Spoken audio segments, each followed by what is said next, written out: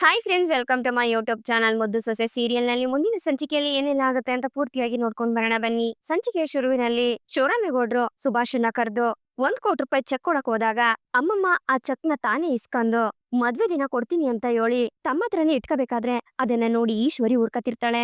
ಛೇ, ಕೈಗ್ ಬಂದು ತುತ್ತು ಬಾಯಿಗೆ ಬರ್ಲಿಲ್ಲ, ಈ ಮುದ್ಕಿ ಎಲ್ಲ ಹಾಳ್ ಮಾಡ್ಬಿಟ್ಲು, ಹೊಟ್ಟೆ ಉರಿ ಇವಳಿಗೆ, ಮಹಾಲಕ್ಷ್ಮಿನ ಕೈಗೆ ಮುಟ್ಟಕ್ಕೂ ಕೊಡ್ಲಿಲ್ಲ ಅಂತ ಈಶ್ವರಿ ಮನ್ಸ್ನಾಗೆ ಅನ್ಕೊಂಡು ಅಮ್ಮ ಮುನ್ನೆ ನೋಡ್ತಾ ಬೈಕತ್ತಿರ್ತಾಳೆ.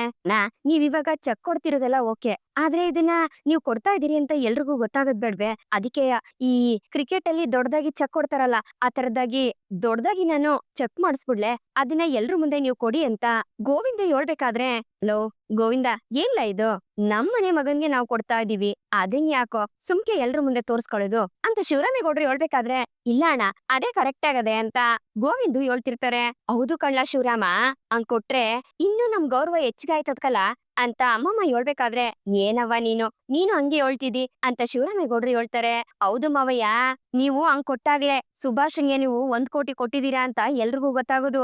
ಅದನ್ ಬಿಟ್ಬಿಟ್ಟು ಇಷ್ಟೇ ಅಗ್ಲ ಚೆಕ್ನ ನೀವು ಕೊಟ್ರೆ ಇಲ್ಲಿ ಯಾರ್ ಗೊತ್ತಾದದು ಹೇಳಿ? ಒಂದು ದೊಡ್ಡ ಚೆಕ್ನಾಗೆ ಸುಭಾಷ ಅಂತ ಬರ್ದು ಅದ್ರಲ್ಲಿ 1 ಕೋಟಿ ರೂಪಾಯಿ ಅಂತ ಬರ್ದು ಅದ್ರ ಕೆಳಗಡೆ ನಿಮ್ ಸೈನ್ ಮಾಡ್ಕೊಟ್ರೆ ಎಷ್ಟ್ ಚೆನ್ನಾಗ್ ಕಾಣಿಸ್ತದೆ ಮಾವಯ್ಯ. ಅದನ್ನೆಲ್ಲ ನಾನ್ ನೋಡ್ಕತೀನಿ ಮಾವಯ್ಯ, ಮದ್ವೆ ದಿವಸ ಅದನ್ನ ನೀವು ಸುಭಾಷನ್ ಕೈ ಕೊಟ್ರೆ ಸಾಕು, ಇನ್ ಉಳ್ದದನ್ನೆಲ್ಲ ನಾವ್ ನೋಡ್ಕತೀವಿ ಅಂತ ಕ್ವಾಟ್ಲೆ ಹೇಳ್ತಿರ್ತಾನೆ. ಹೌದು, ಇವಾಗ ಇದನ್ನೆಲ್ರ ಮುಂದೆ ತೋರ್ಸ್ಕೊಳ್ಳೋ ಅವಶ್ಯಕತೆ ಇದ್ದದೆ?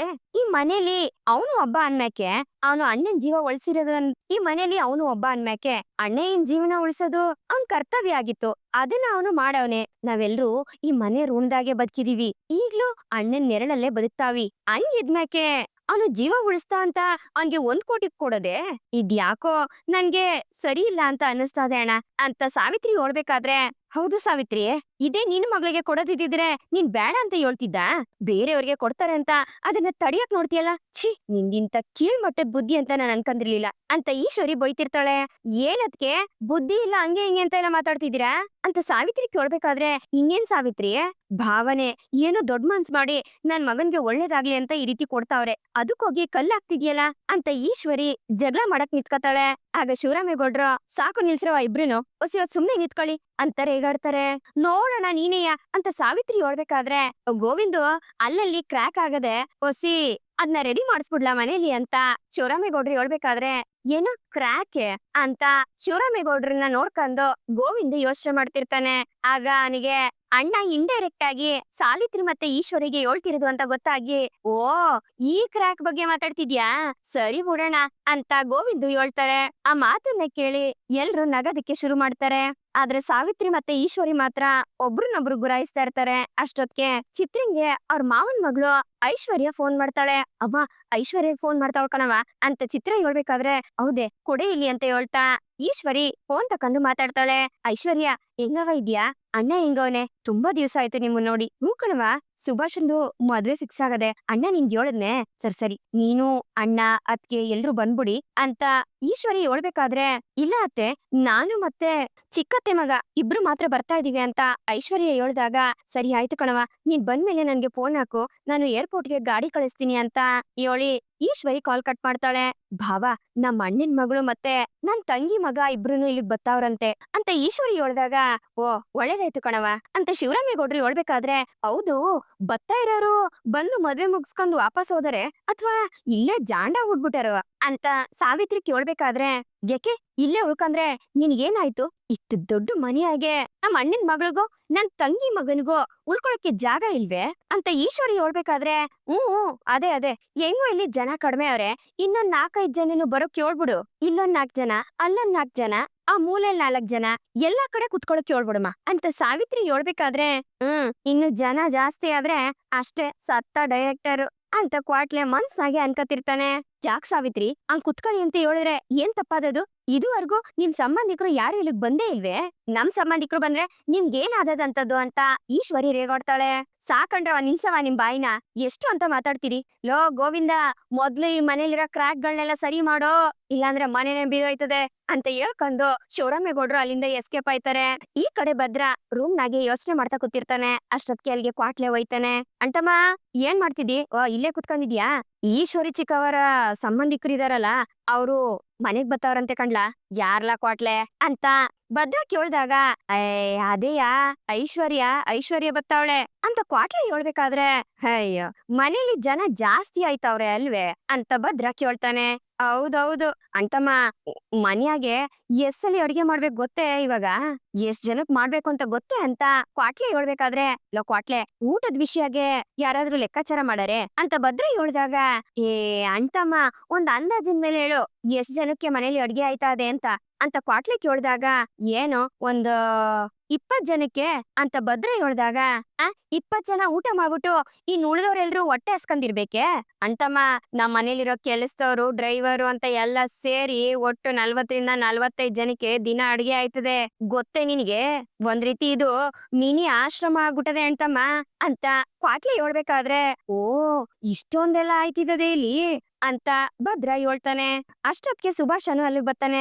ಬಾರ್ಲಾ ಸುಭಾಷ ಅಂತ ಭದ್ರ ಕರ್ದಾಗ, ಏನೋ ಕರ್ದಂತೆ ಅದಕ್ಕೆ ಬಂದೀವ್ನಿ, ಏನ್ ಹೇಳು ಅಂತ ಸುಭಾಷ ಕೇಳ್ತಾನೆ. ಇಲ್ಲ ಸುಭಾಷ, ಮೆಡಿಕಲ್ ಕಾಲೇಜಿಂದ ನಿನ್ಗೆ ಫೋನ್ ಬಂದಿತ್ತೇನ್ಲಾ ಅಂತ ಭದ್ರ ಕೇಳ್ದಾಗ, ಹ್ಞೂ ಭದ್ರ ಬಂದಿತ್ತು, ನೀನು ಮತ್ತೆ ಭದ್ರೇಗೌಡ್ರು ಇಬ್ರುನು ಮಿನಿಸ್ಟರ್ ಜೊತೆ ಬಂದ್ಬಿಡ್ರಿ, ಏನೋ ನಿಮ್ಗೆ ಸನ್ಮಾನ ಎಲ್ಲ ಇಟ್ಕೊಂಡಿದೀವಿ ಅಂತ ಹೇಳ್ತಿದ್ರು ಅಂತ ಸುಭಾಷ ಹೇಳ್ದಾಗ, ಹ್ಞೂ ನನ್ಗೂ ಫೋನ್ ಮಾಡಿದ್ರು, ಅದಕ್ಕೆ ನಿನಗೂ ಬಂದಿದ್ದಾರೆ ಅಂತ ವಿಚಾರ್ಸಕ್ಕೆ ಕರ್ದೆ ಕಣ್ಲಾ. ಆಮೇಲೆ ಸುಭಾಷ, ನಿನ್ ಹತ್ರ ಇನ್ನೊಂದ್ ವಿಷಯ ಮಾತಾಡ್ಬೇಕಾಗಿತ್ತು ಅಂತ ಭದ್ರ ಹೇಳ್ಬೇಕಾದ್ರೆ, ಏನ್ ಹೇಳು ಅಂತ ಸುಭಾಷ ಕೇಳ್ತಾನೆ. ನೀನು ಚಂಪುನ ಇಷ್ಟಪಟ್ಟು ಮದ್ವೆ ಮಾಡ್ಕಂದೆ, ಆಮೇಕೆ ಏನೇನೋ ಆಯ್ತು. ಮದ್ವೆ ಆದ್ಮೇಕೆ ನೀವಿಬ್ರು ಚೆನ್ನಾಗಿರ್ತೀರಿ ಅಂತ ಅನ್ಕೊಂಡಿದ್ವಿ, ಆದ್ರೆ ಅದೇನೇನೋ ಆಗೋಯ್ತು. ಸರಿ, ಹಳೇದನ್ನೆಲ್ಲ ಮರ್ತ್ಬಿಡು. ಇನ್ಮೇಲೆ ಆಯ್ತಾ ಇರೋ ಮದ್ವೆನಾದ್ರೂ ಒಳ್ಳೆ ರೀತಿಲಿ ಇರ್ಲಿ. ಒಸಿ ನೀನೇ ಎಲ್ಲ ಅಡ್ಜಸ್ಟ್ ಮಾಡ್ಕೊಂಡ್ ಹೋಗು, ಅರ್ಥ ಐತೆ? ಆಮೇಕೆ ಅಪ್ಪಯ್ಯ ನಿನ್ ಮದ್ವೆಗೆ 1 ಕೋಟಿ ರೂಪಾಯಿ ಕೊಡ್ತೀನಿ ಅಂತ ಹೇಳೋರಲ್ವೇ, ಅದನ್ನ ಇಟ್ಕೊಂಡು ಒಳ್ಳೆ ಜಾಗ ನೋಡಿ ನಿನ್ಗಿಷ್ಟ ಬಂದಿದ್ ಯಾವ್ದ್ ಬಿಸ್ನೆಸ್ ಬೇಕೋ ಅದನ್ನ ಮಾಡ್ಕೊ. ನೀನು ಒಬ್ಬ ಓನರ್ ಆಗಿ ಮನೇಲಿ ಗತ್ತಲ್ಲಿ ತಿರ್ಗಾಡ್ಬೇಕು ಕಣ್ಲಾ. ನಿನಗೆ ಆ 1 ಕೋಟಿ ರೂಪಾಯಿ ಸಾಲಿಲ್ಲ ಅಂದ್ರೆ ನನ್ನ ಹತ್ರ ಹೇಳು, ನಾನು ಒಂದ್ 25-50 ಲಕ್ಷನ ಪರ್ಸನಲ್ ಲೋನ್ ತಕೊಂಡು ನೀನ್ ಕೊಡ್ತೀನಿ. ಆದ್ರೆ ಬಿಸ್ನೆಸ್ ಮಾತ್ರ ನಿಂದೆ ಆಗಿರ್ಬೇಕು. ನೀನಿಂದ ಯಾವಾಗ ಸಾಧ್ಯನೋ ಅವಾಗ ನನಗ್ ಕೊಡು, ಸರಿಯೇ? ಇದಕ್ಕೆಲ್ಲ ಏನು ಬಡ್ಡಿ ಬೇಕಾಗಿಲ್ಲ ಕಣ್ಲಾ, ಅಸ್ಲು ಕೊಟ್ರೆ ಸಾಕು, ಸರಿಯೇ ಅಂತ ಭದ್ರ ಹೇಳ್ಬೇಕಾದ್ರೆ ಸುಭಾಷ ಯೋಚನೆ ಮಾಡ್ತಿರ್ತಾನೆ. ಯಾಕ್ಲಾ ಏನಾಯ್ತ್ಲಾ ಹಿಂಗಿದಿ ಅಂತ ಭದ್ರ ಕೇಳ್ದಾಗ, ಈಗಿನ ಕಾಲದಾಗೆ ಇಷ್ಟೊಂದೆಲ್ಲ ಸಹಾಯ ಮಾಡೋರು ಯಾರಿದಾರೆ ಹೇಳು ಇವಾಗ ಅಂತ ಸುಭಾಷ ಕೇಳ್ಬೇಕಾದ್ರೆ, ಲೋ ಸುಭಾಷ, ನೀನು ಎಷ್ಟೇ ಆದ್ರೂ ನನ್ ತಮ್ಮ ಕಣ್ಲಾ, ಸುಮ್ಕೆ ನಿನ್ನ ನಾನ್ ಬಿಟ್ಬಿಟ್ಟಾನೆ ಅಂತ ಸುಭಾಷ ಹೇಳ್ದಾಗ, ತುಂಬಾ ಥ್ಯಾಂಕ್ಸ್ ಅಂತ ಸುಭಾಷ ಹೇಳ್ತಾನೆ. ಎಲ್ಲದಕ್ಕಿಂತ ಹೆಚ್ಚಾಗಿ ಇವತ್ತು ಅಪ್ಪಯ್ಯನ್ ಜೀವ ಉಳಿದದೆ ಅಂತಂದ್ರೆ ಅದಕ್ಕೆ ಕಾರಣ ನೀನೇ ಕಣ್ಲಾ. ಸರಿಯಾದ ಟೈಮ್ಗೆ ನೀನು ಔಷಧಿ ತಗೊಬಂದ್ ಕೊಡ್ಲಿಲ್ಲ ಅನ್ನಿದ್ರೆ ಅಪ್ಪಯ್ಯನ್ ಪರಿಸ್ಥಿತಿ ಏನಾಯ್ತಿತ್ತೋ ಏನೋ. ನಮ್ಮ ಅಪ್ಪಯ್ಯನ್ ಜೀವ ಉಳಿಸಿದ ದೇವ್ರು ಕಣ್ಲಾ ನೀನು. ಈ ಸಹಾಯನ ನಾನ್ ಯಾವತ್ತೂ ಮರೆಯಕ್ಕಿಲ್ಲ. ನಾನ್ ಹುಟ್ಟ ಮಗಿಯಿಂದ ಹಿಡ್ದು ಎಲ್ರೂ ನಿನ್ಗೆ ವಿಶ್ವಾಸದಿಂದ ಇರ್ತೀವಿ ಕಲಾ, ನಿನ್ಗೆ ಕೈ ಮುಗಿತೀವಿ, ನಿನ್ ಋಣನ ನಾನ್ ಯಾವತ್ತೂ ತೀರ್ಸಕ್ ಆಗಕ್ಕಿಲ್ಲ ಅಂತ ಸುಭಾಷ ನಿನ್ ಕೈ ಹಿಡ್ಕೊಂಡು ಭದ್ರ ಹೇಳ್ಬೇಕಾದ್ರೆ, ಏನಿದೆಲ್ಲ ಹಿಂಗೆಲ್ಲ ಹೇಳ್ಬೇಡ ನೋಡು, ಅದು ನನ್ ಕರ್ತವ್ಯ. ದೊಡ್ಡಪ್ಪನ್ ಜೀವ ಉಳಿಸೋದು ನನ್ ಕರ್ತವ್ಯ ಅಲ್ವೇ, ಅದನ್ನ ನಾನ್ ಮಾಡಿದೀನಿ ಅಷ್ಟೇಯ. ನೋಡು, ಇದಕ್ಕೆಲ್ಲ ಅಳಬಾರ್ದು, ಸಮಾಧಾನ ಮಾಡ್ಕ ಅಂತ ಸುಭಾಷ ಭದ್ರಂಗೆ ಹೇಳ್ತಿರ್ತಾನೆ. ಹಂಗೆಯ ಇದು ಬರೀ ಬಾಯಿ ಮಾತಲ್ಲ, ದೇವ್ರ ಸತ್ಯವಾಗ್ಲೂ ಹೇಳ್ತಿರೋದು ಅಂತ ಭದ್ರ ಪ್ರಮಾಣ ಮಾಡ್ತಾನೆ. ಆಮೇಲೆ ಇನ್ನೊಂದ್ ವಿಷಯ ಕಣ್ಲಾ, ಮದ್ವೆಗ್ ಮುಂಚೆ ನೀನು ನಾನು ಕ್ವಾಟ್ಲೆ ಎಲ್ರೂ ಸೇರ್ಕೊಂಡು ಪಾರ್ಟಿ ಮಾಡುಮ ಕಣ್ಲಾ. ಮದ್ವೆ ಮನೆ ಅಂದ್ರೆ ಲಕ ಲಕ ಅಂತ ಇರ್ಬೇಕು, ಆ ತರ ಓಡಾಡ್ಕೊಂಡು ಕೆಲ್ಸ ಮಾಡುಮ ಅಂತ ಹೇಳ್ತಾ ಭದ್ರ ಸುಭಾಷನ್ನ ತಪ್ಕತಾನೆ. ಈ ಕಡೆ ಜನ್ನಿ ಕ್ಲಾಸ್ ರೂಮ್ ಅಲ್ಲಿ ಅಳ್ಬೇಕಾದ್ರೆ ವಿದ್ಯಾ ಅವಳಿಗೆ ಸಮಾಧಾನ ಮಾಡ್ತಿರ್ತಾಳೆ. ಅಷ್ಟೊತ್ಗೆ ಅಲ್ಲಿಗೆ ಸತೀಶನು ಬರ್ತಾನೆ. ವಿದ್ಯಾ ಏನ್ ಮಾಡೋದು ಅಂತಾನೆ ಗೊತ್ತಾಯ್ತಿಲ್ಲ, ಒಬ್ರನ್ ಬಿಟ್ರೆ ಒಬ್ರು ನನ್ ಹಿಂದೆ ಇದ್ದೇ ಇರ್ತಾರೆ. ನಮ್ಮಪ್ಪ ತುಂಬಾ ಸ್ಟ್ರಿಕ್ಟ್ ಆಗಿ ನಾನ್ ಸತೀಶನ್ನ ಮೀಟ್ ಮಾಡ್ಲೇಬಾರ್ದು ಅಂತ ಪ್ಲಾನ್ ಮಾಡವ್ರೆ. ನನ್ಗೇನ್ ಮಾಡ್ಬೇಕು ಅಂತಾನೆ ಗೊತ್ತಾಯ್ತಿಲ್ಲ ಅಂತ ಹೇಳ್ಕೊಂಡು ಅಳ್ಬೇಕಾದ್ರೆ, ಈಗಾಗ್ಲೇ ನನ್ಗೆ ಮದ್ವೆ ಫಿಕ್ಸ್ ಮಾಡವ್ರೆ. ಹುಡುಗನ್ ಮನೆಯವರು ನಾನು ಓದ್ಲಿ ಪರವಾಗಿಲ್ಲ ಅಂತ ಹೇಳಿದಕ್ಕೆ ನನ್ನನ್ನ ಓದಕ್ ಕಳಿಸ್ತಾವ್ರೆ. ಇಲ್ಲ ಅಂದಿದ್ರೆ ಇಷ್ಟೊತ್ತಿಗೆ ನನ್ನನ್ನ ರೂಮ್ ಅಲ್ಲಿ ಕೂಡಾಕಿರೋರು. ನನ್ಗೇನ್ ಮಾಡ್ಬೇಕು ಅಂತ ಗೊತ್ತಾಯ್ತಿಲ್ಲ ಅಂತ ಜನಿ ಅಳ್ಬೇಕಾದ್ರೆ, ನೋಡ್ ಜನಿ ಸಮಾಧಾನ ಮಾಡ್ಕ, ಮುಂದೆ ಏನ್ ಮಾಡ್ಬೇಕು ಅನ್ನೋದ್ರ ಬಗ್ಗೆ ಯೋಚನೆ ಮಾಡುಮ ಅಂತ ವಿದ್ಯೆ ಹೇಳ್ಬೇಕಾದ್ರೆ, ನೋಡು ಸತೀಶ, ನಿನ್ಗೆ ಕೈ ಮುಗಿದು ಕೇಳ್ಕೊತೀನಿ, ಹೆಂಗಾರ ಮಾಡಿ ನೀನ್ ನನ್ನನ್ನ ಇಲ್ಲಿಂದ ಕರ್ಕೊಂಡ್ ಹೊಂಟೋಗು. ನಾವು ದೂರ ಎಲ್ಲಾದ್ರೂ ಓಡೋಗಿ ಮದ್ವೆ ಮಾಡ್ಕಮ್ಮ, ಈ ಕಡೆಗ್ ಬರುದೇ ಬೇಡ. ನನ್ಗಿದೆಲ್ಲ ನಡೀತಾ ಇರೋದ್ ನೋಡಿದ್ರೆ ನಾನು ನೀನು ದೂರ ಆಗೋಯ್ತೀವ ಅಂತ ಭಯ ಆಯ್ತಾ ಇದೆ ಅಂತ ಹೇಳ್ಕೊಂಡು ಜನ್ನಿ ಸತೀಶನ ತಬ್ಕೊಂಡು ಹೊಳ್ತಿರ್ತಾಳೆ. ನೋಡು ಜನ್ನಿ, ಹಿಂಗೆಲ್ಲ ಓಡೋಗೋದು ತಪ್ಪು. ನೋಡು, ನಿಮ್ಮಪ್ಪ ಅವನ ಹತ್ರ ಮಾತಾಡುಮ, ಅವ್ರು ಒಪ್ಕಲಿಲ್ಲ ಅಂದ್ರೆ ನಾನ್ ಬಂದು ಅವ್ರ ಹತ್ರ ಮಾತಾಡ್ತೀನಿ. ಹಂಗೂ ಬೇಕು ಅಂದ್ರೆ ನಮ್ ಕಾಲೇಜ್ ಲೆಕ್ಚರ್ನ ಯಾರನ್ನಾದ್ರೂ ಕರ್ಕೊಂಡೋಗಿ ಮಾತಾಡಿಸ್ತೀನಿ. ಅದನ್ ಬಿಟ್ಟು ಇಂಥ ನಿರ್ಧಾರ ಎಲ್ಲ ಮಾಡ್ಬೇಡ. ಅಂತ ವಿದ್ಯಾ ಬುದ್ಧಿವಾದ ಹೇಳ್ತಾಳೆ. ನಾನು ಇದ್ರ ಬಗ್ಗೆನೇ ಹೇಳ್ತೀನಿ ವಿದ್ಯಾ. ಸುಮ್ಕೆ ಮನೇಲಿ ಯಾರಿಗೂ ಅವಮಾನ ಆಗೋದ್ ಬೇಡ, ಅವರೆಲ್ಲ ತಲೆ ತಗ್ಸೋ ರೀತಿ ಆಗೋದ್ ಬೇಡ ಅಂತ ನಾ ಹೇಳ್ತಾನೆ ಇವನಿ. ಆದ್ರೆ ಈ ಜನಿ ಕೇಳ್ತಾನೆ ಇಲ್ಲ. ನೋಡಿ ಹೆಂಗ್ ಅಳ್ತಾವಳೆ ಅಂತ ಸತೀಶ ಹೇಳ್ಬೇಕಾದ್ರೆ ಎಷ್ಟ್ ದಿವ್ಸ ಆದ್ಮೇಲೆ ಇವನ್ನ ನೋಡ್ತಾವ್ನಿ ಗೊತ್ತೇ. ಮತ್ತೆ ಎಷ್ಟ್ ದಿವ್ಸ ಆಯ್ತದೋ ಏನೋ ಇವನನ್ನ ನೋಡೋದಿಕ್ಕೆ, ಇವನ್ ಜೊತೆ ಮಾತಾಡಕ್ಕೆ ಅಂತ ಹೇಳ್ಕೊಂಡು ಜನಿ ಅಳ್ಬೇಕಾದ್ರೆ ಸತೀಶ ಅವಳಿಗೆ ಸಮಾಧಾನ ಮಾಡ್ತಿರ್ತಾನೆ. ಇವಳು ಅಳೋದನ್ನ ನೋಡಕ್ಕಾಗ್ದೆ ನಿಂಗೆ ಫೋನ್ ಮಾಡಿ ಇಲ್ಲಿಗ್ ಬಾ ಅಂತ ಕರ್ದದ್ದು ನಾನು ಅಂತ ವಿದ್ಯಾ ಸತೀಶನ್ಗೆ ಹೇಳ್ಬೇಕಾದ್ರೆ, ಹ್ಞೂ ವಿದ್ಯಾ, ಇವ್ರಪ್ಪ ನನ್ಗೂ ಎದುರಿಸಿ ಬೆದರಿಸಿ ಇಲ್ಲಿ ಕ್ಯಾಂಟೀನ್ ಅಲ್ಲಿ ಇರ್ದೇ ಇರೋ ರೀತಿ ಮಾಡ್ಬಿಟ್ರು. ನಾನು ಇವಾಗ ಆಚೆ ಕಡೆ ಎಲ್ಲಾದ್ರೂ ಬಿಸ್ನೆಸ್ ಮಾಡ್ಬೇಕು ಅಂತ ಅನ್ಕೊಂಡಿವ್ನಿ. ನೋಡ್ ಜನಿ, ನಿನ್ ಹತ್ರ ಮೊಬೈಲ್ ಇಲ್ಲ ಅಲ್ವೇ? ನಿಂಗೇನಾದ್ರು ನನ್ನ ಹತ್ರ ಮಾತಾಡ್ಬೇಕು ಅಂತಂದ್ರೆ ವಿದ್ಯುನ್ ಫೋನಿಂದ ನನಗ್ ಫೋನ್ ಮಾಡು, ನಾನ್ ಇನ್ ಬರ್ತೀನಿ ಅಂತ ಹೇಳ್ತಾ ಸತೀಶ ಅಲ್ಲಿಂದ ಹೋಯ್ತಾನೆ. ವಿದ್ಯಾ ಜನಿಗೆ ಸಮಾಧಾನ ಮಾಡ್ತಿರ್ತಾಳೆ. ಈ ಕಡೆ ಚಂಪಾ ಮನೆ ಎಲ್ಲ ಕ್ಲೀನ್ ಮಾಡ್ತಿರ್ತಾಳೆ. ಸರು ಕೆಲ್ಸ ಅದೇ ಅಂತ ಹೊಸಿ ಆಚೆಗೆ ಹೋಯ್ತಾಳೆ. ಅದೇ ಟೈಮ್ನಾಗೆ ಸುಭಾಷ ಆ ಕಡೆ ಹೋಯ್ತಿರೇನೋ ಚಂಪನ್ನ ನೋಡ್ತಾನೆ. ಹಂಗೆ ಅವಳನ್ನ ನೋಡ್ತಾ, ಅಬ್ಬಬ್ಬಾ, ಸುಮ್ಕೆ ಹೇಳ್ಬಾರ್ದು, ನನ್ನ ಹಳೆ ಹೆಂಡ್ತಿ ಸುಂದ್ರಿನೋ ಸುಂದ್ರಿ. ಅಯ್ಯೋ, ಆದ್ರೆ ಏನ್ ಮಾಡೋದು, ಇನ್ಮೇಕೆ ಅದ್ ನನ್ಗೆ ಸಿಕ್ಕಕ್ಕಿಲ್ವೇ? ಅವಳು ನಾನು ಬೇಡ, ನನ್ ಸವಾಸನು ಬೇಡ ಅಂತ ನನ್ಗೆ ಡೈವರ್ಸ್ ಕೊಟ್ಬಿಟ್ಲಲ್ಲ. ಅಲ್ಲ, ಅವಳು ನನ್ಗೆ ಡೈವರ್ಸ್ ಕೊಟ್ರೆ ಏನಾಯ್ತಂತೆ? ಈಗ್ಲೂ ಅವಳು ಒಂಟಿ ಆಗ್ತಾನೆ ಇರೋದು. ಅವಳ ಹತ್ರ ಹೋಗಿ ಹೊಸಿ ಕೋಆಪರೇಟ್ ಮಾಡು ಅಂತ ಕೇಳುಮ, ಅದ್ರಲ್ಲಿ ಏನಿದದು? ಖಂಡಿತ ಅವಳು ನನ್ ಪರವಾಗಿ ಇರ್ತಾಳೆ. ಇಂತ ಒಳ್ಳೆ ಚಾನ್ಸ್ನ ಮಿಸ್ ಮಾಡ್ಕೋಬೇಡ್ಲ ಕಣ ಸುಭಾಷ. ಹೋಗಿ ಒಂದ್ಕಿತ್ತ ಕೇಳೋಗು ಅಂತ ಸುಭಾಷ ಅವನ್ ಮನ್ಸ್ನಾಗೆ ಅವನ ಹೇಳ್ಕೊಂಡು ಆ ಕಡೆ ಈ ಕಡೆ ನೋಡ್ತಾ ಸೀದಾ ಮನೆ ಒಳಿಕೊಂಡೈತಾನೆ. ಒಯ್ತಿದ್ದಂಗೆ ಡೋರ್ನ ಕ್ಲೋಸ್ ಮಾಡಿ ಚಂಪುನೇ ನೋಡ್ಬೇಕಾದ್ರೆ ಚಂಪಾ ಸುಭಾಷನ್ನ ನೋಡಿ ಗಾಬರಿ ಆಯ್ತಾಳೆ. ಚಂಪಾ ಅಂತ ಸುಭಾಷ ಕರಿಬೇಕಾದ್ರೆ, ನೀವ್ಯಾಕ್ ಇಲ್ಲಿಗ್ ಬಂದ್ರಿ? ಯಾಕ್ ನೀವು ಕದ ಹಾಕುದ್ದು ಅಂತ ಚಂಪಾ ಕೇಳ್ಬೇಕಾದ್ರೆ, ಯಾಕ್ ಚಂಪಾ, ನಾನ್ ಯಾರು ಅನ್ನೋದನ್ನ ಮರ್ತ್ಬಿಟ್ಟ ಅಂತ ಸುಭಾಷ ಕೇಳ್ದಾಗ, ನೋಡಿ ಸುಮ್ಕೆ ಬೇಡ್ದಿರೋ ಹಳೆ ವಿಷಯನೆಲ್ಲ ಮಾತಾಡ್ಬೇಡಿ, ಮೊದ್ಲು ಇಲ್ಲಿಂದ ಆಚೆಗೆ ಹೋಗಿ ಅಂತ ಚಂಪಾ ರೇಗಾಡ್ತಾಳೆ. ನಂಗ್ ಗೊತ್ತು ಚಂಪಾ, ನಿನ್ಗಿನ್ನು ನನ್ ಮ್ಯಾಗೆ ಕೋಪ ಕಮ್ಮಿ ಆಗಿಲ್ಲ ಅಂತ. ನಾನ್ ನಿನ್ನ ಎಷ್ಟು ಪಿರುತಿ ಮಾಡ್ತಿದ್ದೆ ಗೊತ್ತೇ? ಈಗ್ಲೂ ನಾನ್ ಈ ಕಡೆಗ್ ಬಂದೆ, ನೀನ್ ಈ ತರ ಎಲ್ಲ ಕಷ್ಟ ಪಟ್ಕೊಂಡು ಕೆಲ್ಸ ಮಾಡ್ಬೇಕಾದ್ರೆ ನನ್ ಮನ್ಸ್ಗೆ ಎಷ್ಟು ನೋವಾಯ್ತು ಗೊತ್ತೇ? ಈ ಮನೇಲಿ ಕೆಲಸದವಳಾಗಿದ್ದ ಹುಡ್ಗಿನ ನಾನ್ ಮದ್ವೆ ಮಾಡ್ಕೊಂಡು ಯಜಮಾನಿ ತರ ಇಟ್ಕೊಂಡಿದ್ದೆ. ಆದ್ರೆ ಅವಳು ನನ್ನನ್ನ ಬೇಡ ಅಂತ ಹೇಳಿ ಇಲ್ಲಿಗ್ ಬಂದು ಕಷ್ಟ ಪಡ್ತಿರೋದನ್ನ ನೋಡ್ತಿದ್ರೆ ನನ್ಗೆ ತುಂಬಾ ನೋವಾಯ್ತದೆ ಚಂಪಾ. ಯಾವಾಗ ನೀನು ನನ್ ಮನ್ಸ್ನಾಗೆ ಪ್ರೀತಿ ಹುಟ್ಟಿಸ್ತೋ ಆವತ್ತಿಂದ ಈ ಮನ್ಸ್ನಾಗೆ ನೀನೊಬ್ಳೆ ರಾಣಿ. ನೀನ್ ಆದ್ಮೇಲೆ ನನ್ ಜೀವನದಾಗಿ ಎಷ್ಟ್ ಜನ ಬಂದ್ರು ಸರಿ, ನನಗೆ ನೀನೇ ಮುಖ್ಯ ಅಂತ ಸುಭಾಷ ಹೇಳ್ಬೇಕಾದ್ರೆ, ಇವಾಗ ನಿಮ್ಗೇನ್ ಬೇಕು ಅಂತ ಚಂಪಾ ಕೇಳ್ತಾಳೆ. ಚಂಪಾ, ನಾನ್ ಇನ್ನೇನ್ ಕೇಳಿ ಹೇಳು? ತುಂಬಾ ದಿವ್ಸ ಆದ್ಮೇಕೆ ನಿನ್ನ ನೋಡಿದ್ನಾ, ಅದಕ್ಕೆ ಅಂತ ಹೇಳ್ಕೊಂಡು ಸುಭಾಷ ಚಂಪನ್ ಹತ್ರ ಹೋಯ್ತಾನೆ ಇರ್ತಾನೆ. ಈಗ ಯಾಕೆ ನೀವ್ ನನ್ನ ಹತ್ರ ಬರ್ತಾ ಇದೀರಿ? ನೋಡಿ, ಮರ್ವಾದೆಯಿಂದ ನೀವ್ ಇಲ್ಲಿಂದ ಹೋದ್ರೆ ಸರಿ ಅಂತ ಚಂಪಾ ರೇಗಾಡ್ಬೇಕಾದ್ರೆ, ಚಂಪಾ, ನನ್ನನ್ನ ಮೂರನೇ ವ್ಯಕ್ತಿ ತರ ನೋಡ್ಬೇಡ ಚಂಪಾ, ನಾನ್ ನಿನ್ ಗಂಡ. ನನ್ನನ್ ನೋಡಿ ನೀನು ಬೇರೆ ಯಾರೋ ಅನ್ನೋ ರೀತಿ ಆಚೆ ಹೋಗು ಅಂತ ಹೇಳ್ತಿದ್ಯಲ್ಲ, ಇದ್ ನಿನಗೆ ಸರಿ ಅನ್ಸದ್ ಹೇಳು? ನಿನ್ ಹತ್ರ ಬರ್ತಾ ಇದ್ದಂಗೆ ನನ್ಗೆ ಎಷ್ಟು ಸಮಾಧಾನ ಅನ್ನಿಸ್ತದೆ ಗೊತ್ತೇ? ನೀನ್ ಎಷ್ಟು ಚೆನ್ನಾಗಿದ್ಯಾ ಗೊತ್ತೇ? ನಿನ್ ತರ ಇರೋದಕ್ಕೆ ಯಾರು ಸಾಧ್ಯನೇ ಇಲ್ಲ ಅಂತ ಹೇಳ್ಕೊಂಡು ಸುಭಾಷ ಚಂಪನ್ನ ಮುಡ್ತಾನೆ. ಆಗ ಚಂಪಾ ಜೋರಾಗಿ ಅವನನ್ನ ಹಿಂದಕ್ಕೆ ತೊಳ್ತಾಳೆ.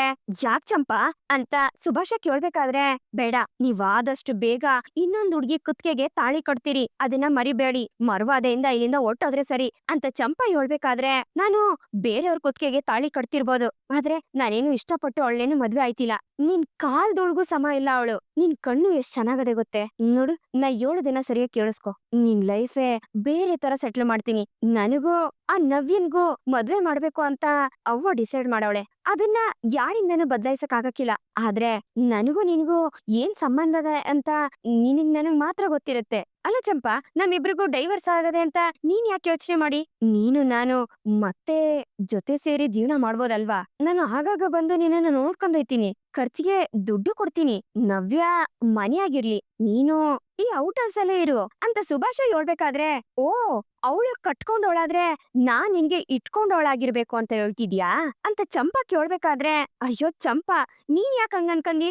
ನಿನ್ನನ್ನು ಜೊತೆಯಾಗಿ ಇಟ್ಕತೀನಿ ಅಂತ ಹೇಳ್ದೆ ಅಷ್ಟೇಯ ಅಂತ ಸುಭಾಷ ಹೇಳ್ಬೇಕಾದ್ರೆ, ಅದನ್ನ ಕೇಳಿ ಚಂಪಂಗೆ ಕೋಪ ಬಂದು ಅವನ್ ಕಪಾಳಕ್ಕೆ ಜೋರಾಗಿ ಹೊಡಿತಾಳೆ.